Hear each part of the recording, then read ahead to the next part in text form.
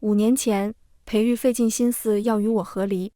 和离后，我父亲的案子被人翻出来，我因此被贬身份，发配燕州。就此，我这前夫一路青云直上，官至首辅。5年后，我回京，本觉时过境迁，桥归桥，路归路。谁知道首辅大人居然堂而皇之的来堵人了。大家好，欢迎收看皮皮听书。从真宁郡主到燕州一介庶人，一晃已过了5年。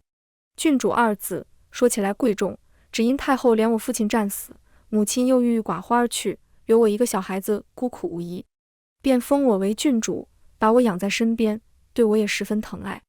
及笄时，他老人家就给我定了桩婚事，把我指给当时的探花郎裴玉。其实依裴玉当年的劲头，许他一个公主也不为过，让我这个没有家世背景的人做他妻子，只是太后觉得他能护住我，也是先帝为了牵制他的手段而已。以至于后来他辅佐太子登基之后，立马求了圣旨要与我和离，甚至不惜提起了当年我爹的案子。夫妻2年，难为他日日与我演情投意合。其实我本不愿再踏足京城一步，只是昔日好友喜得贵子一再来信相邀，怎么也不好服了鲁国公府的面子。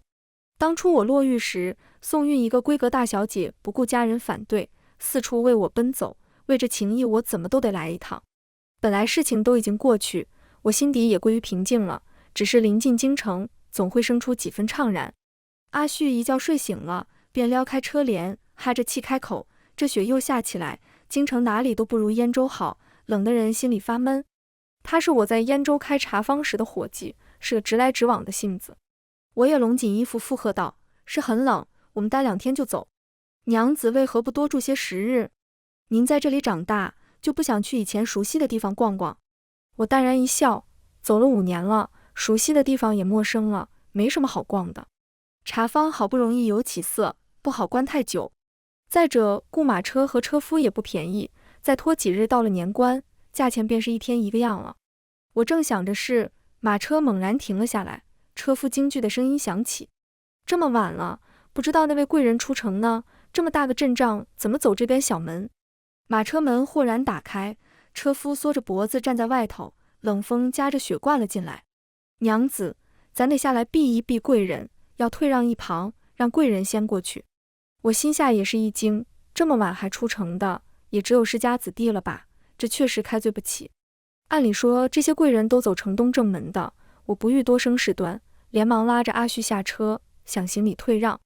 谁知前方华贵气派的马车也在往一旁退去，城门的守卫上前，恭谨对我行了礼：余娘子安好，首辅大人请您先进城。谁？我心头跳了一下，脚下虚浮一阵，幸好阿旭拉着我，不至于跌下马车。隔着风雪，我依稀辨认出马车上的灰印，是裴家的没错。我倏地退回马车内。他来干嘛？就算官至首辅了，也不放心我吗？怕我回京对他不利，特来震慑。我现在只是一个平民百姓，他也如此忌惮吗？我手脚冰凉，浑身僵直，一时间心里被恐惧填满，产生了想掉头回燕州的念头。赵玉的阴冷与残酷，我不想再体验一次。雪越来越大，马车再次往前，与一旁威严肃穆的马车擦肩而过。我们进城了，那对车马也没有动。我紧攥着手，平息5年的恨意破开了口子，如藤蔓四处蔓延。阿旭来掰我的手：别掐了，手都掐红了。我如梦初醒般松开手，对他安抚一笑：没事，待会儿我带你去吃好吃的。可是我看这街上冷清得很。我撩开车帘子，街道旁比之前冷清不少。到鲁国公府时，宋韵已经等候多时了。见我到了，一脸着急，快步过来，等不上叙就一把拉住我的手：裴玉那个疯子有没有对你怎么样？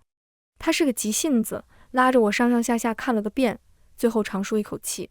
皇后生辰将至，全城戒严，各个城门都有重兵把守，没有令牌是进不来的。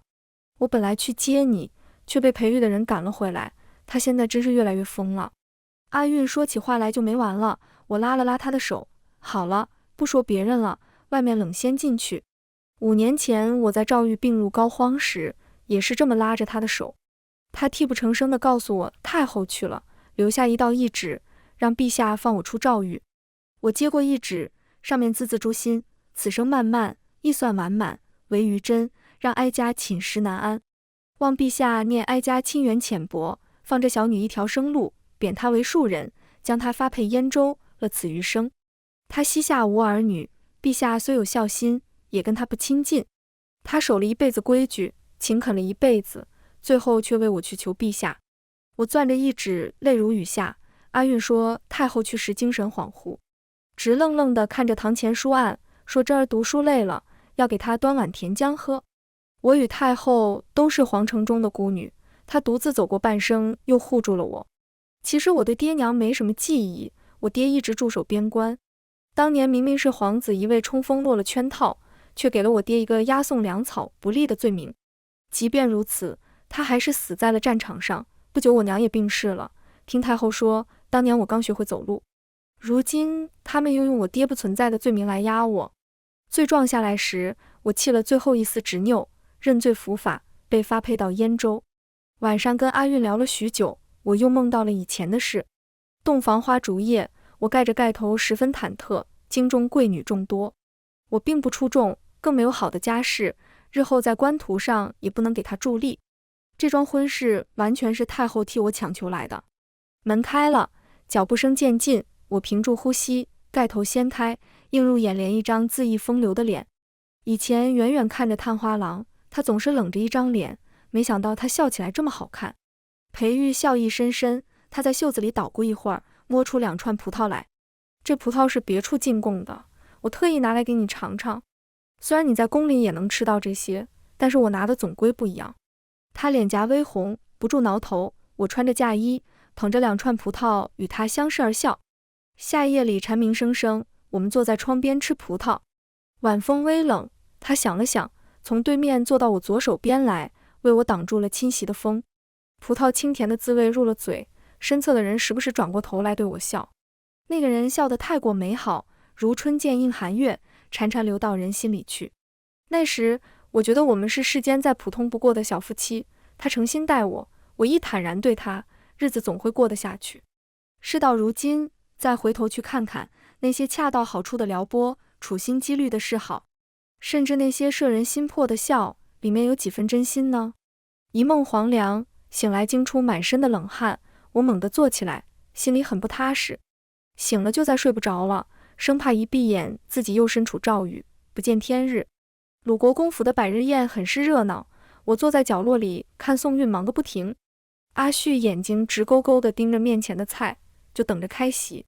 娘子，咱今天下午就走啊，不能吃了晚膳走吗？到了燕州可就吃不上这些了，早点走好，雇车马便宜。这话是搪塞阿旭的，实际上我是怕多留一天就多生事端。我现在只是一介庶民，再遭受不了任何变故。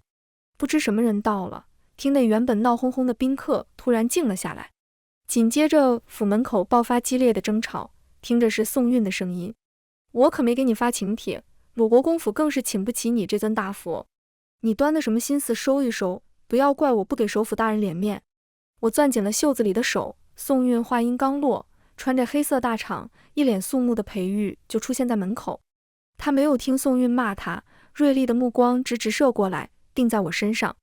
宋韵越说越激动，鲁国公不得不去拉住自己的女儿，请裴玉入席。满堂宾客纷纷起身见礼。见他进来，我猛地低下头，整个人都僵直了，甚至一双手都在轻颤，往日种种一股脑涌来，压得我喘不过气。我想起我落狱那天被人压着游街，正巧遇到裴玉和长公主共骑一匹马招摇过市，他看都没看我一眼，好像从未认识过一样。冷汗从背后冒出来，只听得鲁国公急切邀他入席。半晌，我余光瞄到了大氅的衣摆在一旁摇曳，他就直愣愣在我身旁坐下了，理所当然的，好像他本来就该坐这里。阿旭怔怔的，嘴里的东西都没咽下去，目光在我和他之间来回穿梭。他身边的仆从上前替他解了大氅，一股熟悉的兰香飘了过来，把人拉回久远的回忆里。阿珍，刘大人今天又在炫耀他娘子给他做的香包，你能不能给我做一个？那我做一个兰花的吧。那我也给你做根簪子，你可要天天戴着。好呀。这些支离破碎的回忆在脑中闪过，我都记不清是什么时候的事了。我讽刺一笑，死死掐住自己的手，让自己别再想了，还是想想该怎么脱身的好。我往阿旭那边坐了坐，想离他远一点。同桌的人扯起了话头。哟，裴大人的香包真别致，这兰花栩栩如生的。旁边的人浅笑一声，回答多了几分温和，我娘子做的。此话一出，那个人脸色一僵。众所周知，首府大人只有一位妻子，还是他当年亲自去请的和离圣旨，之后再没有过别人。现在这样说起，倒真让人摸不着头脑。我盯着面前的茶盏一动不动，就当不关自己的事。那个扯话的人面子挂不住，又看向我，这位娘子看着眼生，是京城哪位官家的娘子啊？即便不转头，我也能感觉到旁边灼热的视线。有劳您问起，我只是宋家旁系的亲戚，家在燕州。哟，那地方可远，好容易来一趟京城，可要好好玩些日子。我莞尔一笑，不好停留太久，家里还有人在等着。京城的官家娘子都是人精，他略作惊讶，随即夸赞：乔娘子通身气度，想必夫君在燕州也是位高权重，官途顺遂。他说话的声音越来越小，皆因一旁首府大人的脸色越来越难看。我仍旧不卑不亢地回道：只是会做点生意的平民百姓，我也不愿他做什么官，两个人在一块好好过日子就行。其实没有这么一个人，说这些我只想让裴玉明白，过去的浮华仇恨我都已经放下，不会再对他造成什么威胁。5年了，我一直在好好过自己的日子，希望他能放过我。我话音刚落，身旁的人就将茶盏重重落在桌子上，滚烫的茶水溅到他手上，也不知道疼似的。席间众人也面面相觑，没人再敢闲聊，谁都不知道这位大人今天发什么魔怔。宴席散场，我便拉着阿旭躲去后院，让他先收拾行李。我去和阿运说离开的事，此事已早不宜迟。阿运气得不行，都怪那个裴玉。当初我就说他配不上你，一个庶出，家底也薄，没想到后面为了上位去巴结长公主。听说长公主倒台的时候，他也没去看一眼，此人冷心薄情，只想往上爬而已。我垂眸微叹，过去种种我早已不介怀，现在就怕他有意为难我，我还是想早些走。话说到这份上，阿运也不好挽留，他给了我出城的腰牌，就给我张罗一大堆东西，吃穿用度什么都有。回我自己房间时，走得太快，意外撞到了刚刚席间说话的夫人，我踉跄了一下，忙扶住她。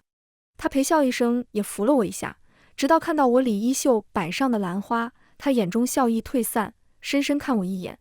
我忙把袖子翻下来，这下有嘴都说不清了，不得不走了。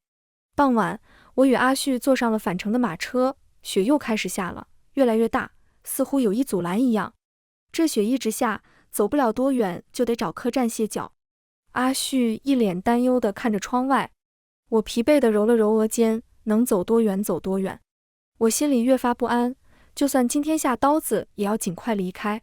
到城门口时，我们排队等着出城，到我们时，我递上国公府的腰牌。城门守备拿着腰牌看了看，没有放行，而是转身去找另外一个人。另外一个人陪着笑上前：娘子，您今天不能出城。我强迫自己镇定下来，这是鲁国公府的腰牌，官爷若不信，可遣人去一趟鲁国公府。雪大了，娘子回去吧。这是为何？他又一笑，手指了指，首府大人说绝不能放鲁国公府的人出去，不然您跟首府大人聊聊。顺着他手指的方向望去，裴家的马车正停在前面，在阴沉的天空下像一头蛰伏的巨兽。裴玉做事向来不喜欢拖泥带水，此次他一而再再而三地为难于我，就是逼我不得不面对他。我让阿旭在车上等着，自己去了他的马车。宽大敞亮的马车里，他正襟危坐，似乎预料到我一定会去。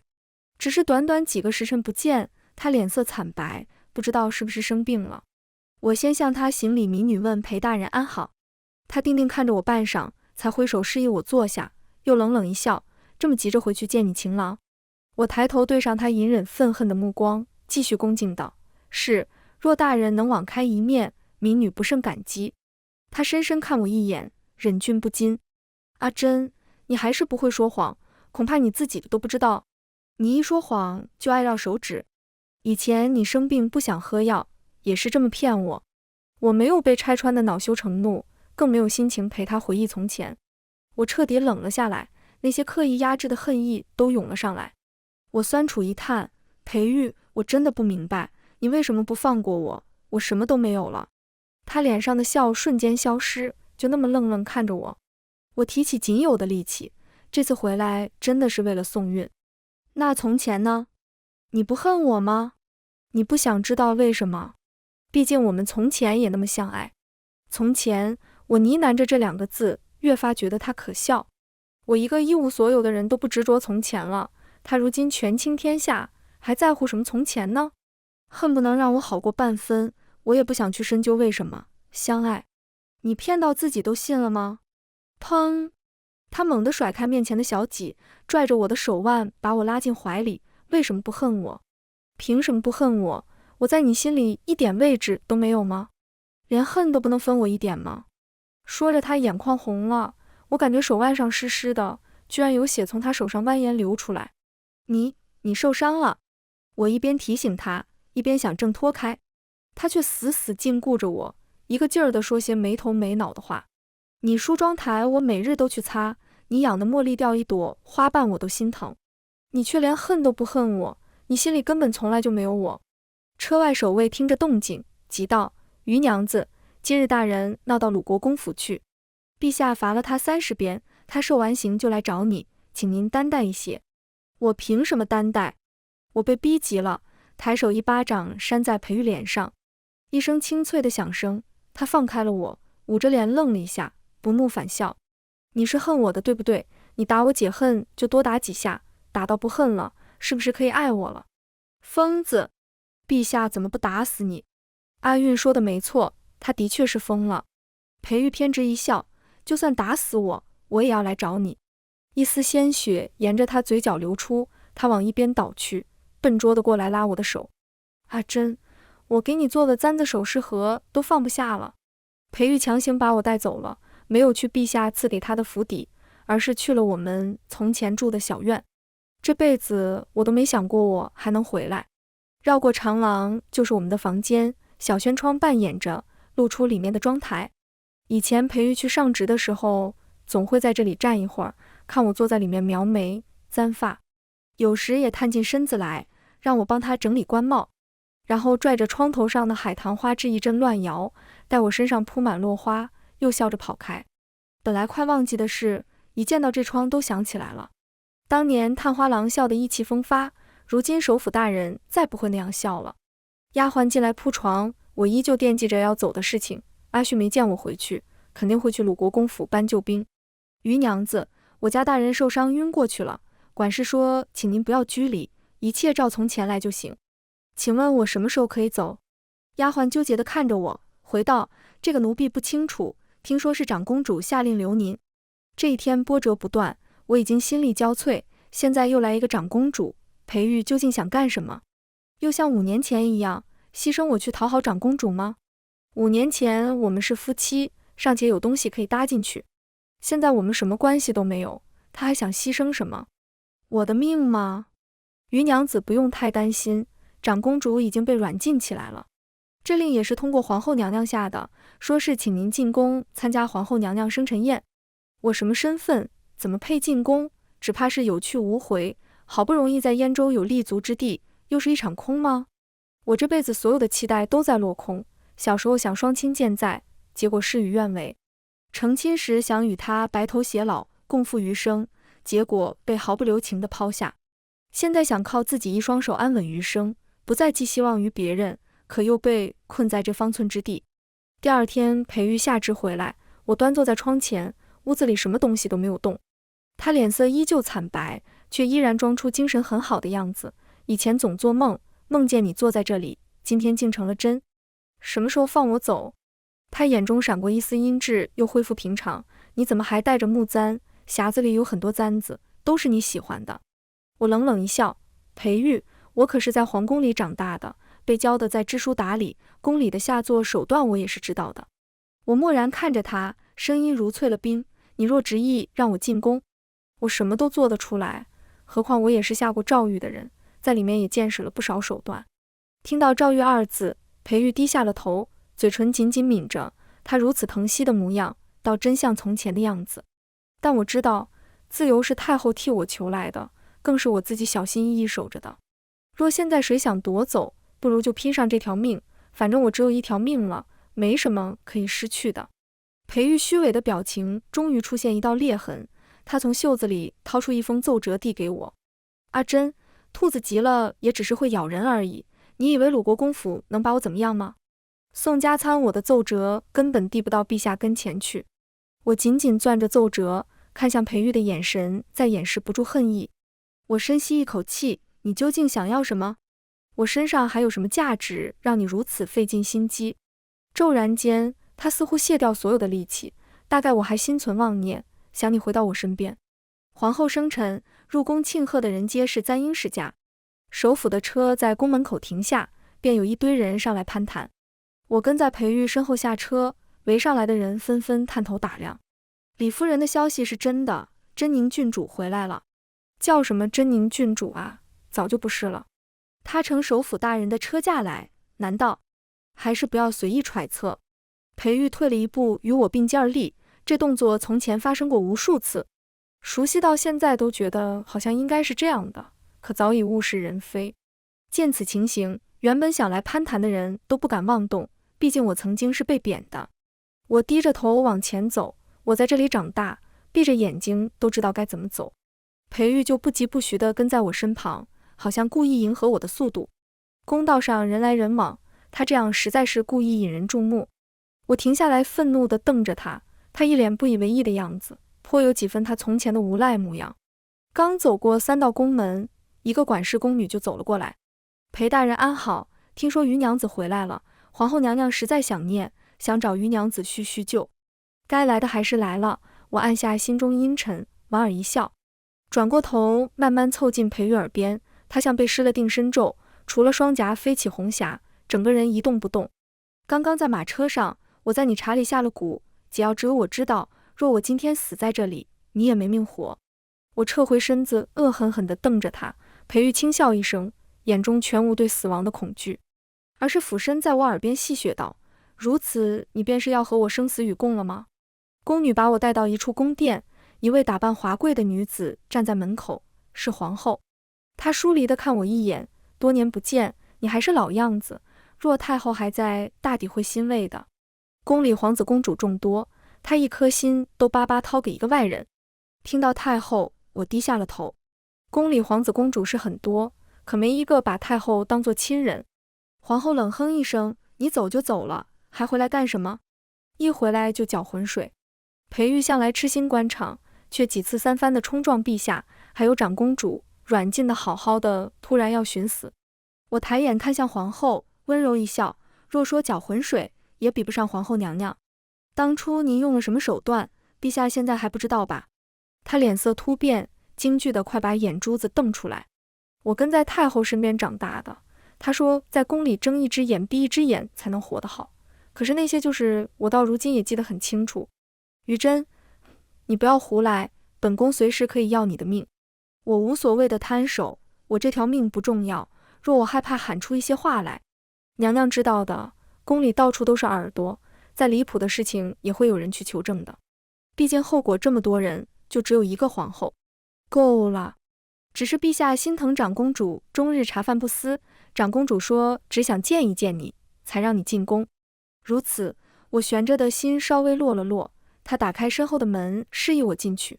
殿内纱帐层层叠叠，穿堂风掠过纱帐，时明时暗。一阵嬉笑声响起，裴郎你来了。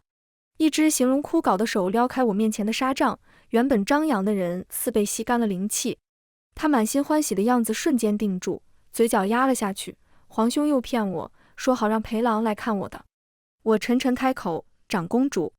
他打量着我，绕着我转了一圈。真你回来干什么？裴玉不喜欢你了，他说以后只跟我在一起，我都在他身上烙了印记。我惊诧地看向他，裴玉心气极高，居然也会为了长公主做这些吗？他痴痴一笑，抓着纱帐遮住自己的脸。皇兄说我是长公主，烙了印记的东西就是我的。可朝臣骂我是疯子，裴郎听了他们的话，把我关在这里，关了3天了。阿玉说，自我走后，长公主和裴玉好了一段时间，大家都说她是长公主的面首。不久之后，长公主笼络官员、滥杀无辜的事情就传得沸沸扬扬，甚至牵扯出许多旧案，据说我父亲的案子也在其中。当初是长公主在其中斡旋，才让我父亲担了罪名。还在宫里时，陛下最疼爱这个妹妹，把她养得长袖善舞，让她成为一颗棋子，去笼络人心。弹劾长公主的一众官员中，裴玉首当其冲。我走了5年，她也被关了5年，不疯才怪。她又窜到我跟前来，你如诏谕时，我吩咐了要用重刑，现在看着怎么还好胳膊好腿的？皇兄也说不能让你活着出诏谕。皇兄说裴郎是利刃，你是刀鞘，利刃不应该有刀鞘。哦，想起来了，是裴郎在我床边跪了3天3夜，他求我来着，说会让你滚得远远的。长公主双眼通红，混沌眸子中掺杂了不甘。当初裴郎心里是有我的，他看起来冷冷的，却愿意跟我说话，难道都是利用吗？我帮皇兄做了那么多事，为什么落到这个下场？为什么裴郎那么恨皇兄，那么恨我？他一个庶子，是皇兄提携他，我无法回答他。昔日太后在世，最提防的就是这位陛下，即便维系表面的母子感情，亦是如履薄冰。他明明已经坐上95至尊的位置，却还是不满足。长公主捋着自己的头发，一行眼泪落下，嘴巴却在笑。不会的，裴郎就快来接我，我要去换衣裳了，不然就赶不上玉真游街了。他扶了扶头上的簪子，撩起纱帐，慢慢往里走去，层层叠叠的4枷锁把他牢牢禁锢在里面。这宫里的事，我小时候就见怪不怪了，如今知道这些，居然还是心惊。这些年我的确恨裴玉，现在却告诉我这可能是一个局，而我被蒙在鼓里，什么都不知道就被贬去了燕州。那我该恨谁？长公主吗？还是陛下？走出来时，我有些失神，外面天空低垂，压得人喘不过气。皇后已经走了，裴玉静静在廊檐下坐着，见我失魂落魄出来，立马迎上来想扶我。在他即将碰到我手臂时，我奋力抵抗住他的靠近。裴大人在盘算什么？让我知道所谓的真相，然后自毁？让我对你感恩戴德吗？没有，我从来没这么想过。裴玉远远站着，不敢靠近。那我可以走了吗？京城呆得令人恶心。裴玉眼眶发红，无力地笑了笑。我到底该怎么做才好？怎么做你才能原谅我？你能不能告诉我？还是……说到这里，他有些不忍，又强撑着开口。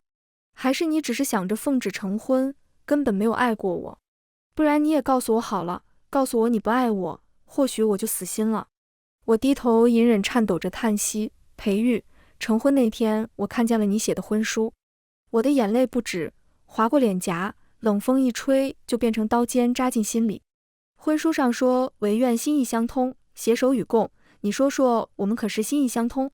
你什么都不告诉我，又如何携手与共呢？裴玉大梦初醒般看向我，激动地握着我的肩。我就说你是喜欢过我的，我就说曾经的一切都是真的。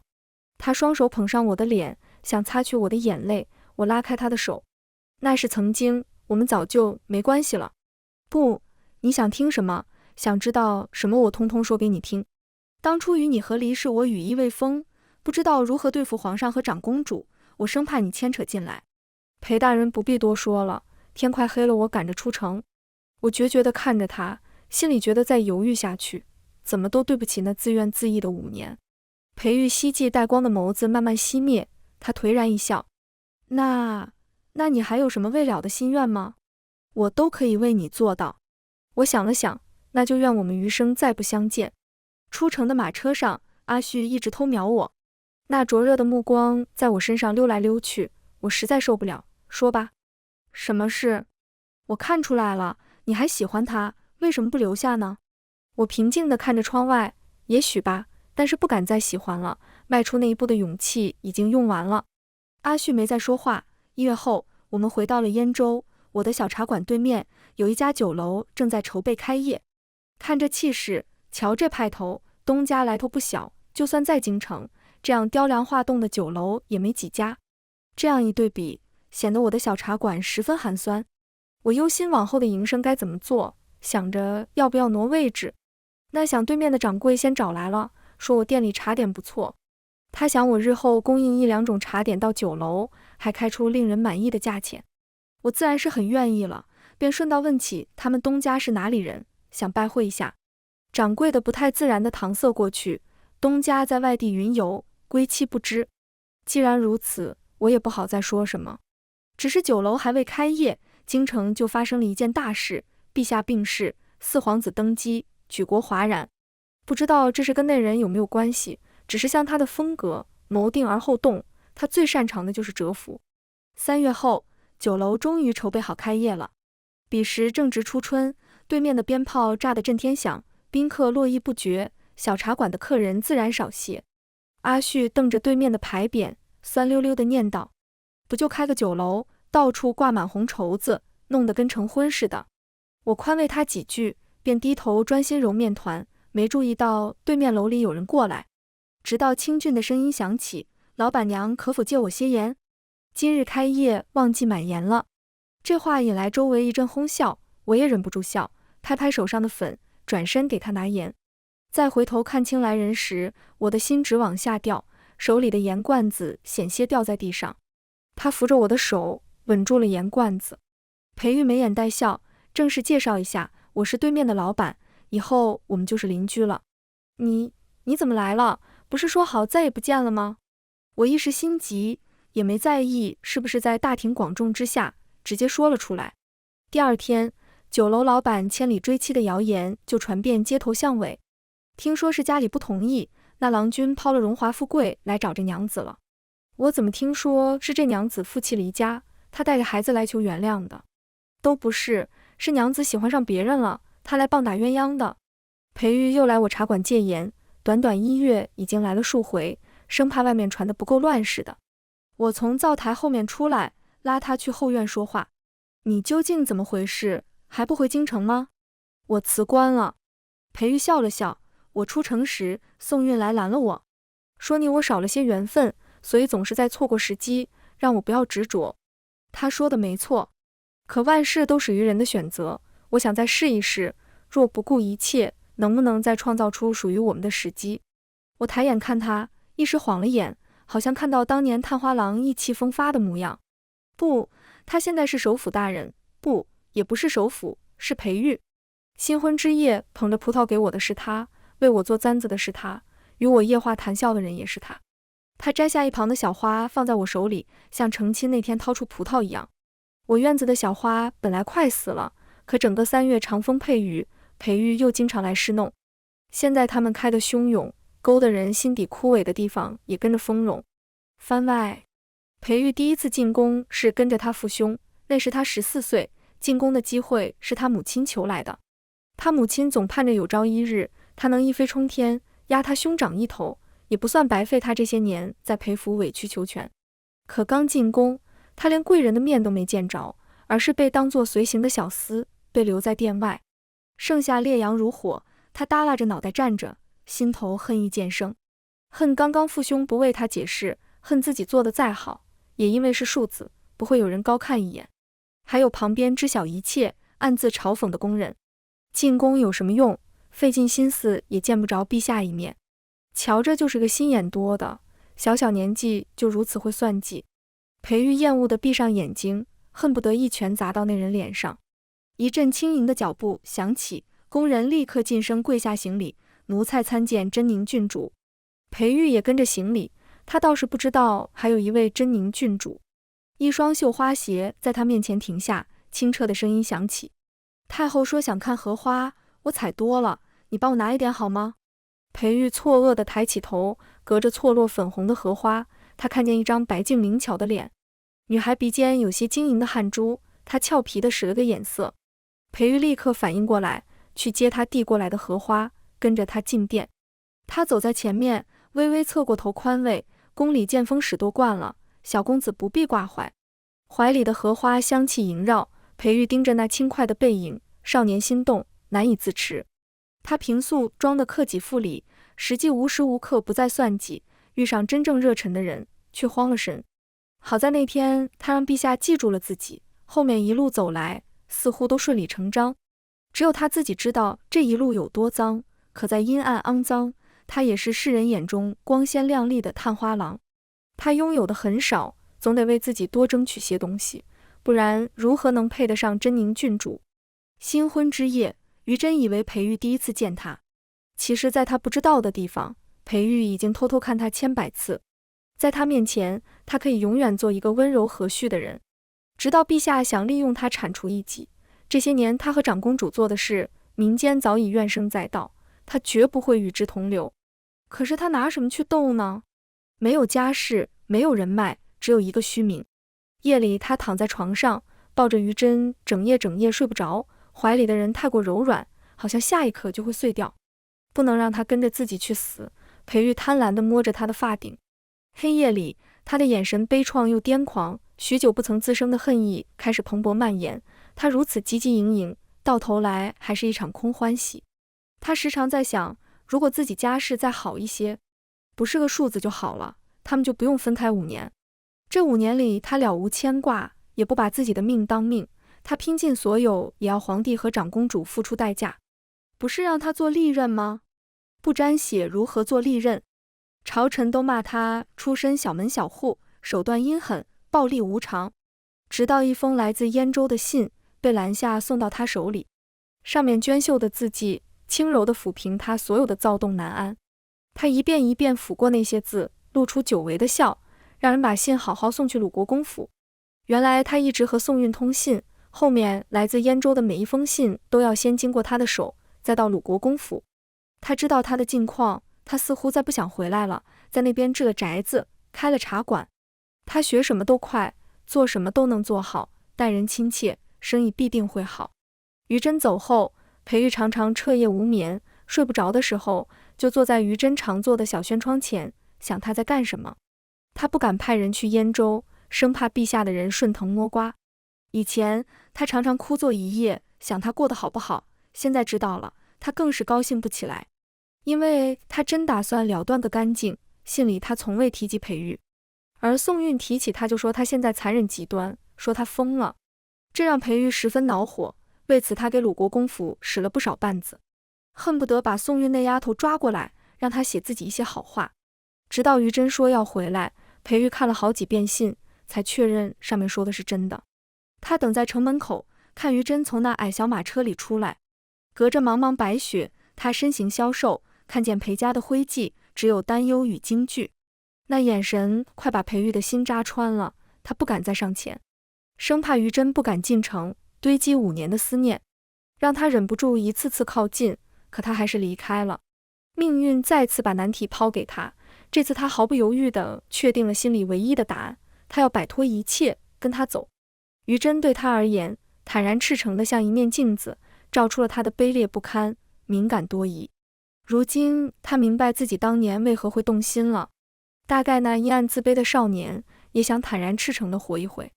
全文完，皮皮听书，感谢您的观看，每天上新精彩小说，喜欢就订阅吧。